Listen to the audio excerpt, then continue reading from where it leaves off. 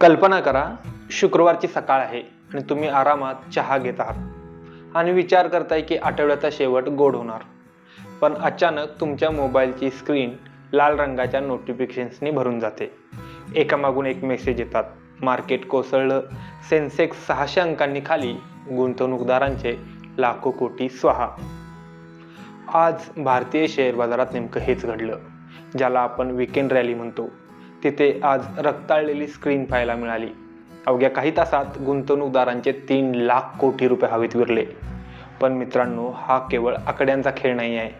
यामागे आहे जागतिक राजकारणाचं एक मोठं चक्रव्यूह. आज आपण उलगडणार आहोत त्या 3 मोठ्या पडद्यामागच्या गोष्टी, ज्यांनी आज दलाल स्ट्रीटला हादरवून सोडलं.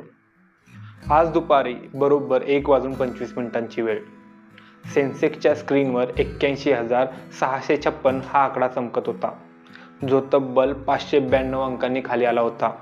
निफ्टीची अवस्था तर त्याहूनही वाईट, जो 25,300च्या पातळीवर स्वतःला सावरण्याचा प्रयत्न करत होता. धक्कादायक म्हणजे फक्त मोठे शेअर्सच नाही, तर मिड कॅप आणि स्मॉल कॅपमध्येही मोठी घसरण झाली. हे वादळ अचानक कसं आलं? या कथेची पहिली ठिणगी कुठे पडली? तर आजच्या आपण व्हिडिओमध्ये ते सगळं पाहणार आहोत. या कथेची पहिली ठिणगी पडली सातासमुद्रापार अमेरिकेत. अमेरिका आणि इराणमध्ये अण्वस्त्रांवरून एक महत्त्वाची चर्चा सुरू होती. जगाला आशा होती की काहीतरी तोडगा निघेल, पण ही चर्चा कोणत्याही निर्णयाशिवाय फ्लॉप ठरली. अमेरिकेचा पवित्रा स्पष्ट आहे: आम्ही इराणला अण्वस्त्र बनवू देणार नाही, आणि इराण आपल्या अटींवर ठाम आहे.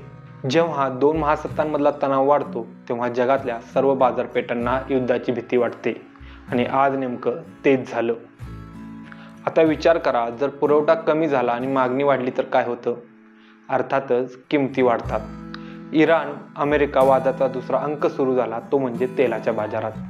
कच्च्या तेलाच्या किमती $71 प्रति बॅरेलच्या पार गेल्या आहेत. भारतासाठी तर हे अत्यंत धोक्याचे संकेत आहेत. तेल महागलं की महागाई वाढते आणि कंपन्यांचा नफा कमी होतो. आता हीच भीती आज बाजारात पसरली आणि हा घसरणीचा खेळ सुरू झाला. या गोष्टीतला तिसरा ट्विस्ट म्हणजे FII. हे आहेत परदेशी गुंतवणूकदार, जे बाजारात मोठी रक्कम आणतात.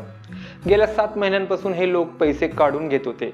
फेब्रुवारीमध्ये थोडीशी आशा दिसली, पण दुधामुळे पोळलेला माणूस ताकही फुंकून पितो, तसंच काहीसं झालं.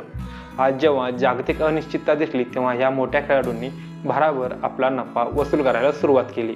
त्यांनी शेअर विकले आणि विक्रीचा दबाव एवढा वाढला की निफ्टीला तो पेलवलाच नाही. तर मित्रांनो, 3 लाख कोटींचं नुकसान एका दिवसात झालंय खरं, पण शेअर बाजाराची ही रीतच आहे. तो पडतो आणि पुन्हा सावरतो. महत्त्वाचं हे आहे की अशा लाल वादळात तुम्ही तुमचं जहाज कसं वाचवता. पॅनिक होऊन शेअर्स विकण्यापेक्षा योग्य संधीची वाट पाहणं हे एका यशस्वी गुंतवणूकदाराचं लक्षण आहे. आजच्या या पडझडीत तुमचं किती नुकसान झालं, किंवा तुम्ही नवीन कोणती संधी शोधली, आम्हाला कमेंटमध्ये नक्की सांगा. जर तुम्हाला ही स्टोरी आवडली असेल तर व्हिडिओला लाईक करा. अशाच सखोल विश्लेषणासाठी चॅनेलला सबस्क्राईब करा आणि बेल आयकॉन दाबायला विसरू नका. सुरक्षित राहा आणि विचारपूर्वक गुंतवणूक करा. धन्यवाद.